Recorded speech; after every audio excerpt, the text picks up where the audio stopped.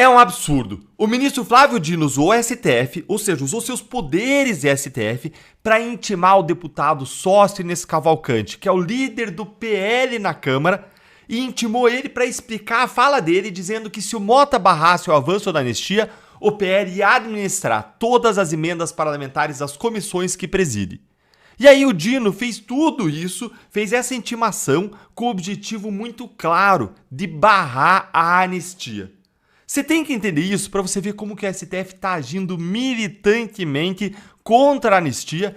E para isso, deixa eu fazer uma breve linha do tempo para você entender. Primeiro, o governo Lula buscou o STF para pedir que o STF barrasse a anistia pela via judicial. E aí o STF falou, não, olha Lula, a gente já resolveu muita coisa para você, resolve isso aí na política e já está desgastado demais. Aí o que o Lula fez?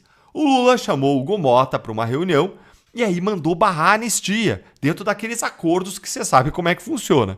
E aí o Hugo Mota, em seguida, articulou com os líderes da Câmara para que a anistia não avançasse na Câmara dos Deputados.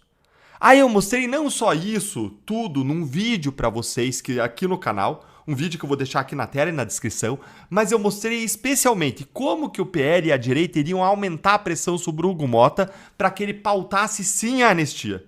E nesse vídeo que eu mencionei, eu mostrei para vocês a arma mais poderosa que o PL tinha nessa guerra pela anistia.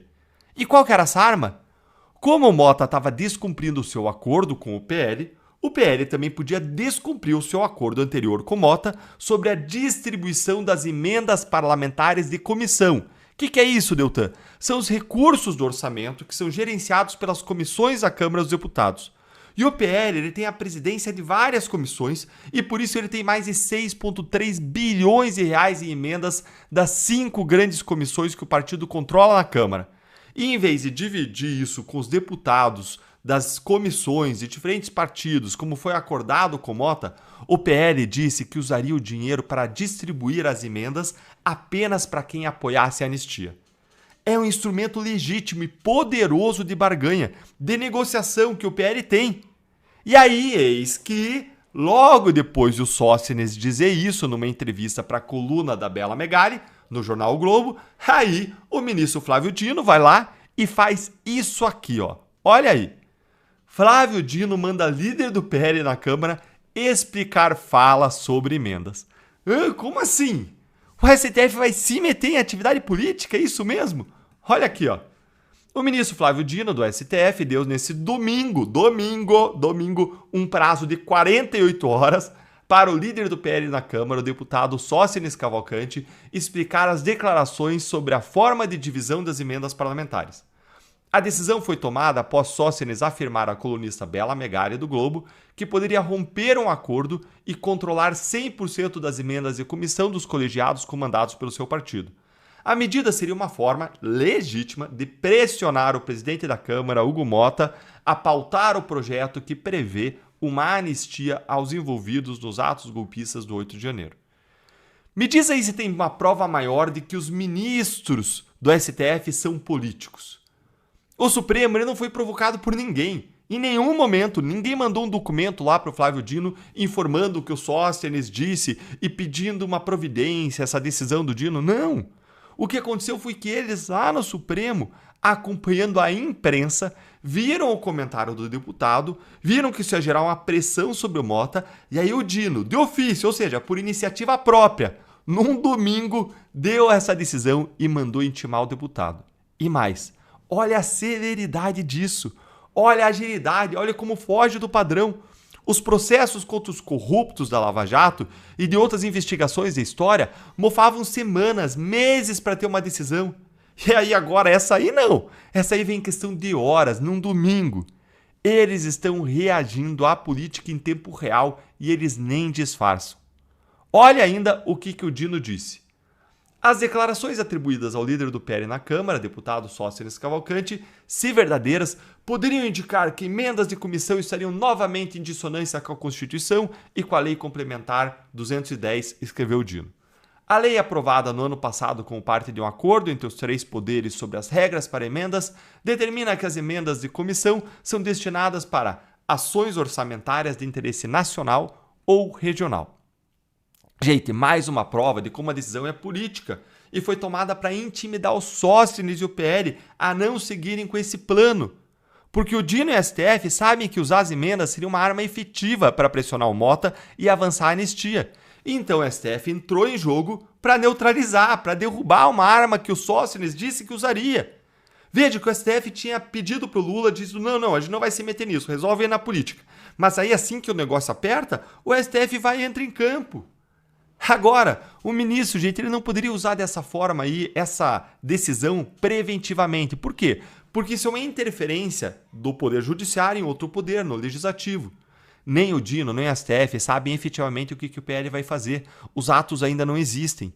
O PL pode dar essa destinação de forma legal, constitucional, pode destinar os recursos das emendas para ações de interesse nacional ou regional, ou seja, cumprir o que diz a lei complementar. E pode fazer isso a partir da indicação dos deputados que apoiam a anistia. Simples assim, tudo resolvido. Não haveria nada de ilegal. Por isso que qualquer tipo de controle de legalidade dos atos só pode acontecer depois de qualquer ação, não antes.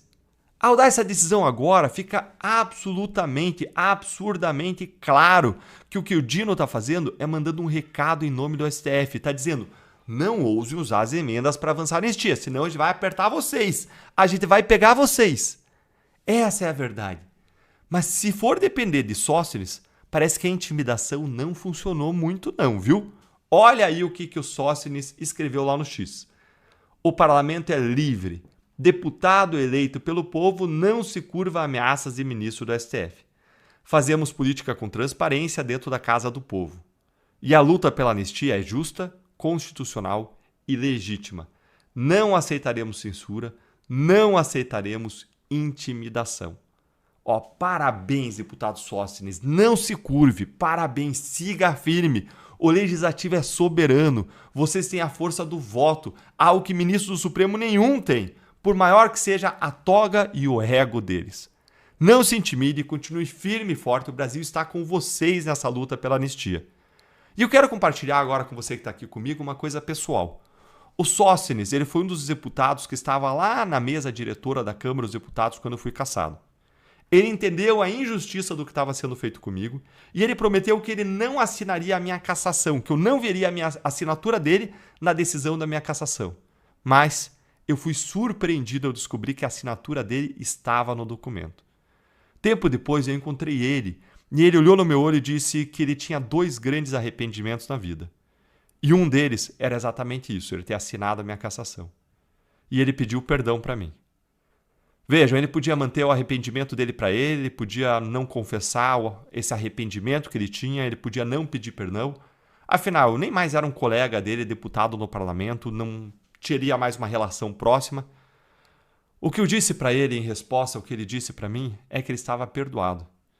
E eu conto essa história como um sinal de algo nobre que a gente precisa reconhecer. A gente precisa reconhecer como nobre a pessoa que vem e ela reconhece um erro, que se arrepende, que pede desculpas. Isso é algo raríssimo de você ver em pessoas que têm poder na política. Que a gente possa ter mais reconciliação, mais esse tipo de atitude entre pessoas de boa vontade na política e na vida, para que a gente possa seguir lutando juntos pelo que a gente acredita, por justiça, por liberdade, por prosperidade, por amor e por serviço. E isso eu estou falando da política, mas isso se aplica para a sua família também. Uma vez eu vi que uma família feliz não é uma família que não existe conflito. É uma família que existe muito perdão. A família que não existe conflito é uma família que simplesmente não existe. E da mesma forma como a gente se une lutando por as pessoas, por boas causas, a gente convida você a se unir a nós, deixando o seu like para a nossa indignação chegar mais longe. Agora eu quero ver a sua opinião também. O que você achou dessa nova tentativa de intimidação do STF? Conta para mim nos comentários, curte o vídeo, se inscreve no canal, clica no sininho para você não perder análises como essa e se torne membro do canal para você receber conteúdos exclusivos, além dessa também ser uma forma muito bacana de você estar apoiando o nosso trabalho. Um grande abraço e tenha um começo de semana abençoado. Escândalo no INSS. Governo Lula sabia da corrupção há meses e não fez nada. É isso mesmo que você ouviu. Fica aqui comigo para você conferir 5 coisas que eu vou te explicar bem resumidamente aqui nesse vídeo. Primeiro, essa revelação gravíssima de que o ministro da Previdência sabia da fraude contra os aposentados. Em segundo lugar, o que isso significa? Isso torna a Lupe responsável pelos crimes. Como assim, Deltan? Eu vou te explicar. Em terceiro lugar, eu vou explicar para você por que o governo Lula não demitiu o Lupe e o que isso revela sobre os seus verdadeiros interesses. 4. Eu vou te mostrar o que esse caso de corrupção revela sobre a situação da corrupção no nosso Brasil. E por fim, em quinto lugar, fica até o final que vai valer a pena, que eu quero te mostrar o ato corajoso do deputado Marcel Van Hatten, que levou uma aposentada, lesada, para encarar nos olhos o ministro Lupe, e ele disse para o ministro coisas que você e eu gostaríamos de dizer. Ele nos representou, você vai se sentir aí representado, vai ter uma catarse ouvindo o Marcel falar. Então seja muito bem-vindo, essa é a nossa live semanal Um Novo Brasil, que acontece toda quarta-feira ao meio-dia. É uma oportunidade para trazer os temas mais relevantes do momento, como esse, e também para compartilhar conquistas do nosso time do Novo, que tem trabalhado arduamente contra os absurdos do governo Lula e também contra os abusos do STF. Eu sou embaixador do partido com muita honra e eu quero mostrar para você o que nós estamos fazendo todos os dias na linha de frente da batalha pelo nosso país. Bora endireitar o Brasil. E vamos direto ao ponto, ao primeiro ponto da nossa live, que é a revelação de que o Lupe sabia sim o que estava acontecendo. Dá uma olhadinha aí comigo, ó. O Lupe, numa entrevista para o Globo, disse: eu sabia o que estava acontecendo. Ele deve ter se arrependido dessa entrevista aí. Ele confessou que ele sabia, disse aí o Carlos Lupe, sobre a fraude no INSS investigada pela Polícia Federal. Olha essa foto, ó. Parabéns pro fotógrafo. Mostra muito bem aí a situação, né? Eu sabia, veja bem, não tinha o que fazer, eu sabia das fraudes bilionárias, bilhões sendo roubados, e ele simplesmente se omitiu. Olha aí a desculpinha dele. No governo, tudo é demorado. Eu sabia o que estava acontecendo das denúncias. Eu sabia que estava havendo um aumento muito grande dos descontos das mensalidades, que precisava fazer uma instrução normativa para acabar com isso, e eu comecei a me irritar com a demora. Ah, parabéns, olha que atitude boa. Se irritou com a demora, quanta competência. Olha a ação efetiva que ele teve e se irritou com a demora. Só que o tempo no governo não é o mesmo de uma empresa privada. Foi a desculpinha que ele apresentou para o jornal O Globo. Desculpinha ridícula. Ridícula. Já vou mostrar para vocês como que essa desculpa é absolutamente furada. E eu já vou te dizer também o que isso significa, essa omissão dele. Mas antes, olha o que os investigadores também concluíram sobre o ministro Carlos Lupe. Dá uma olhadinha aí, ó. Quero trazer algumas informações de bastidores que eu fiz hoje nessa apuração, conversando com investigadores que acompanham de perto essa fraude no INSS. Nós estamos falando aqui há uma semana quase da situação do ministro Carlos Lupe. Para investigadores da polícia, é praticamente impossível que o ministro não fosse, pelo menos, no mínimo, conivente com essas omissões. Gente, ela falou pelo menos conivente, ou seja, ele sabia e não agiu. Mas eu já vou demonstrar que isso significa mais do que conivência, isso significa responsabilidade criminal que tem que ser apurada. E realmente a gente não tinha como o ministro não saber. Afinal de contas, as reclamações de descontos indevidos das aposentadorias explodiram. Foram 220 mil reclamações em 2023. Você imagina isso? 220 mil reclamações em 2023 de aposentados que tiveram descontos indevidos. E em 2024 foram 201 mil reclamações. Além disso, o volume dos descontos também explodiu. Dá uma olhadinha aqui nesse gráfico que eu vou mostrar para você. Olha aí, ó. Olha esse gráfico aqui, ó. Lá no governo Temer, Bolsonaro, 617 milhões, 604 milhões, 510, 536, 706. E aí olha o que acontece a partir do governo Lula. Explode. O volume aí dobra, mais do que dobra, em 3 anos quintuplica.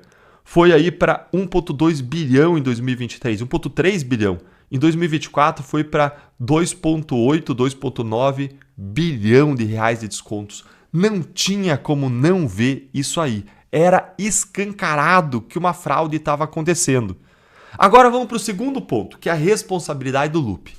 A lei diz que se o Lupe sabia dos crimes que estavam acontecendo, dos desvios, se ele podia agir para impedir esse resultado, e se ele tinha uma obrigação de agir para impedir o resultado, e ele tinha porque ele era funcionário público, ele era o ministro responsável pela área toda da Previdência, se ele podia então agir, devia agir para impedir os crimes, e não fez, e ele se omitiu, ele é criminalmente responsável pelos crimes. Ele é coautor dos crimes. Como assim, Deltan? É o que a gente chama em direito penal de crime omissivo impróprio. O exemplo clássico disso é do salva-vidas, que vê alguém se afogar ali na piscina e ele sabe que a pessoa está se afogando, ele pode ir lá e salvar a pessoa e mais, ele tem uma obrigação de ir lá salvar a pessoa. Esse é o trabalho dele. Mas aí ele simplesmente resolve se omitir, não fazer nada, ficar olhando as mensagens do celular, ficar olhando a pessoa se afogar ou não gosta da pessoa por qualquer razão. O salva-vidas ele responde pelo crime de homicídio. Vejam então que o ministro Lupi ele alegou que tudo no governo demora. Como assim? Desde a operação, em coisa de uma semana, todos os descontos foram suspensos. Isso mostra que ele podia ter feito isso mais de um ano atrás. Se ele conseguiu fazer em uma semana agora, ele conseguia fazer em uma semana um ano lá atrás, impedindo que centenas de milhões ou bilhões de reais fossem desviados. No primeiro semestre do ano passado, já teve um relatório da CGU apontando as fraudes e recomendando medidas como a suspensão dos descontos. Mas, da mesma forma como salva-vidas do exemplo que eu dei para vocês, o ministro simplesmente se omitiu. Então, a sua responsabilidade tem que ser apurada. Isso tudo se não se provar algo mais grave até da parte dele. Como, por exemplo, que ele ou indicados seus receberam propinas para ele ou para o partido. Não há indícios disso até o momento, mas vamos lembrar que Lupi já tinha sido afastado do Ministério do Trabalho no governo Dilma por conta de denúncias de corrupção na sua pasta também. E vamos lembrar o que o Mensalão e a Lava Jato revelaram que acontece a rodo nos governos do PT. Então, cabe à investigação apurar se houve simplesmente uma omissão criminosa como a do salva-vidas, ou se não teve algo até mais grave, se isso não é sinal de algo mais grave até do que isso, se não houve ali um acobertamento, uma proteção por conta de um envolvimento das pessoas próximas a ele ou até dele mesmo. Mas isso cabe à investigação apurar. E vamos entrar aqui no terceiro ponto que eu prometi para vocês. E por que o governo não demitiu o Lupi? Olha isso aqui, que é o final do comentário da Andréa Sadi, vale a pena ver. Confere aí na tela. Estou falando isso porque, como eu contei aqui ontem, você tem há uma briga hoje para saber, dentro do governo, se o Lupi fica ou se o Lupi sai. É uma tentativa política de segurar um aliado importantíssimo para o projeto do PT em 2026, mas que está atrapalhando a vida do governo no sentido de que a permanência do Lupi faz o governo sangrar nessa imagem de que o governo não consegue combater um escândalo de corrupção desse tamanho. Eu ouvi de investigadores que estão acostumados a fazer investigação de corrupção que poucas vezes eles viram um escândalo dessa monta, que só vai fazer avançar e vai fazer piorar a vida dessa cúpula antiga do INSS, que eles também ficaram incrédulos com aquele primeiro momento, já contei aqui várias vezes, do ex-chefe do INSS ainda sendo mantido à frente do cargo, o Alessandro Stefanuto, e também estão incrédulos com a permanência de Lupi à frente do Ministério da Previdência. Todo dia eu vou tirar a temperatura do governo para saber como é que está a situação do Lupi no governo. É a mesma informação, eu obtenho a mesma informação. É muito difícil, ele é presidente de um partido, o presidente Lula só vai demitir se houver provas, enquanto isso, o governo vai seguir sangrando. O problema não é nem o governo sangrar, o problema é a população sangrar. Se eles fizeram isso lá agora, o que impede de mês que vem, 2 meses depois, a gente repetir e ver a mesma cena? O que a empresa revela, finge a surpresa aqui, é que o governo não está preocupado com a competência do Lupi. Não está preocupado com a probidade do Lupi no seu cargo. Pouco importa o fato dele ter ciência do roubo escandaloso contra os aposentados para o governo. A preocupação é com outras duas coisas. Primeiro, o governo se preocupa com o abalo na popularidade dele, governo. Como disse a jornalista, a questão é como lidar com esse sangramento. E a segunda preocupação de Lula, e mais importante, é o que a demissão do Lupi afetaria no apoio político do partido dele, do partido do ministro, ao governo Lula. Agora, durante o governo, para apoiar projetos, para aprovar projetos na Câmara, no Senado, e depois na reeleição, tentativa de reeleição de Lula em 2026. O Lupi é um aliado forte e tem seu partido, o PDT, com 18 deputados federais na base de apoio do governo federal. Até porque já saiu na imprensa que o PDT já ameaçou. O PDT, o partido do Lupi, diz o seguinte: se o Lula demitir o Lupi, o partido vai sair da base do governo. Só isso que está entrando na equação para o governo Lula. E não a honestidade, não a competência do Lupi. Gente, isso é um absurdo. Para pensar um pouco nisso. É um absurdo. Veja, ninguém está ligando para os aposentados, para as pessoas que estão sofrendo com essa fraude, que vão sofrer com novas. Ninguém está preocupado com nós, que vamos pagar a conta desses bilhões e bilhões, 6 bilhões, 5 bilhões desviados dos cofres públicos. Para essas pessoas que são os aposentados, cada real importa.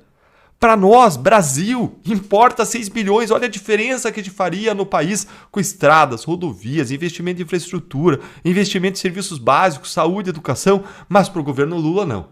O que vale mesmo é ter o apoio no Congresso, mesmo que isso custe manter um ministro que foi conivente ou até mesmo responsável por uma fraude bilionária. O que cabe aí à investigação esclarecer o grau de responsabilidade. E vamos para o quarto ponto aqui. E o que esse caso revela sobre a corrupção no Brasil? Olha, se você está gostando desse vídeo, se ele está sendo ilustrativo para você, curte o vídeo, segue o canal para mais gente entender como são os governos do PT e nunca mais voltar no PT. Isso é importantíssimo. Senta o dedo aí no like. E agora leia comigo aqui esse textinho aqui do Enio Viterbo que revela perfeitamente a situação da corrupção no nosso país. Dá uma olhadinha aí, ó. Poucas coisas revelam tanto sobre o Brasil quanto essa situação de corrupção no INSS. O ministro da Justiça e chefe da Polícia Federal, Lewandowski, diz que vai fazer e acontecer contra os ladrões de aposentadoria. Aliás, que explodiu durante o governo Lula e na gestão dele. O filho do ministro da Justiça, o advogado Henrique Lewandowski, ele firmou um contrato para representar uma das instituições investigadas, o Centro de Estudos dos Benefícios dos Aposentados e Pensionistas, o CEBAP. A Controladoria-Geral da União revelou detalhes dos desvios em um universo de 6 bilhões recebidos por várias associações entre 2019 e 2024 por meio de descontos diretamente nas folhas de pagamento de aposentados e pensionistas.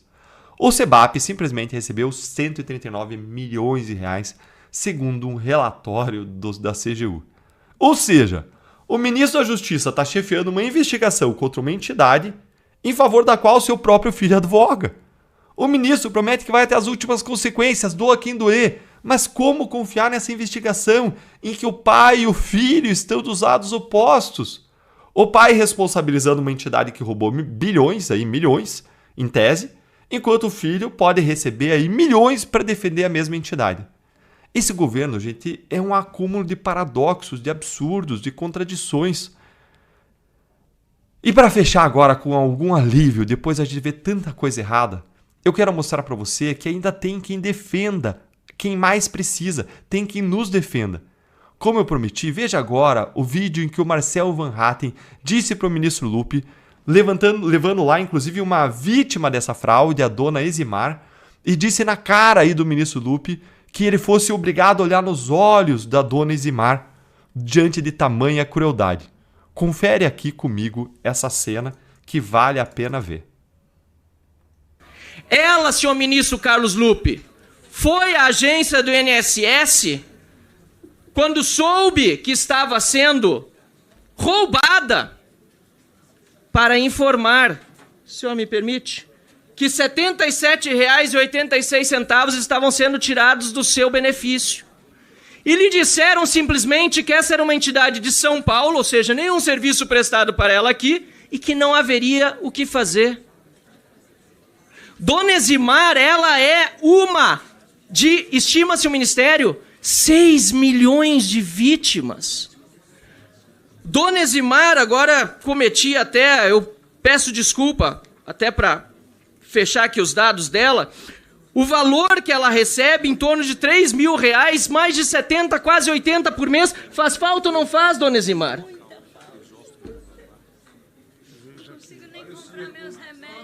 Não consegue pagar os remédios, senhor presidente. Estava dizendo que tem dificuldade para comer. E o ministro Carlos Lupe vem aqui dizer que essa roubalheira sempre existiu, que é culpa do governo passado. Não. Dessa monta, dessa forma e sem a supervisão, sabendo que tinha problema, nunca aconteceu, ministro Carlos Lupe, na história desse país. E tá aqui a dona Eximar, que foi reclamar já há quase 2 anos. E Vossa Excelência sabia e nada fez. E a agência do INSS sequer foi orientada sobre o que fazer, senhor. Gente, isso aí é ilustrativo da tragédia que isso significa para a vida de 6 milhões de pessoas. E que ato de coragem do Marcel. Ele atuou como um verdadeiro deputado, defendendo o povo. A gente precisa de mais pessoas como o Marcel na nossa política. Por isso eu quero convidar você, vem se juntar a nós, vem lutar no mesmo time do Marcel. Entra no nosso time, do Marcel, no meu, da Carla Secato. Se filie hoje no seguinte link que eu vou deixar aí para você também na descrição. deltandalagnol.com.br/novo. Assim você vai estar apoiando o Novo, que é o partido que mais combate o desgoverno Lula. Vocês viram no vídeo, o Marcel não deu moleza para o ministro. E a gente vai seguir fazendo isso com o seu apoio, incomodando todos aqueles que abusam do povo. Seja que abusam dentro do governo, sejam que abusam lá dentro do STF. Eu vou deixar o link para você na descrição, nos comentários. E para você se juntar a esse grande time de guerreiros, vou colocar agora aí na tela também. Se você quiser mirar aqui com o seu celular no QR Code, você pode assim se filiar. Agora, você pode dar um passo também a mais e fazer mais ainda a diferença. E você pode, além de se filiar ao Novo, você pode se candidatar para mudar essa realidade. E eu quero convidar você para fazer parte da Jornada 2026, que é o processo de seleção e de formação dos candidatos do Novo aos cargos de deputado federal, estadual e distrital. Para quem que é a jornada? Ela é para todos aqueles que sonham com um Brasil de oportunidades livres de corrupção, autoritarismo e com uma economia mais livre. É para pessoas como você. Ali você vai aprender tudo o que você precisa saber para você se candidatar e ter sucesso na sua jornada eleitoral. Então clica no link que eu vou deixar no da jornada na descrição também e vem com a gente transformar essa política. E se você conhece alguém que seria um bom político, manda esse vídeo para ele e fala, olha, assista até o final e aceita o convite que ele vai te fazer. É isso aí, pessoal. Essa foi a nossa live semanal Um Novo Brasil, que acontece toda quarta-feira ao meio-dia. Bora endireitar o Brasil com a graça de Deus sobre as nossas vidas. E se você também acredita que a nossa mensagem pode transformar o país, curte o vídeo, segue o canal, aqui é a sua casa e compartilha com quem você sabe que precisa acompanhar esse conteúdo. Até semana que vem, um grande abraço.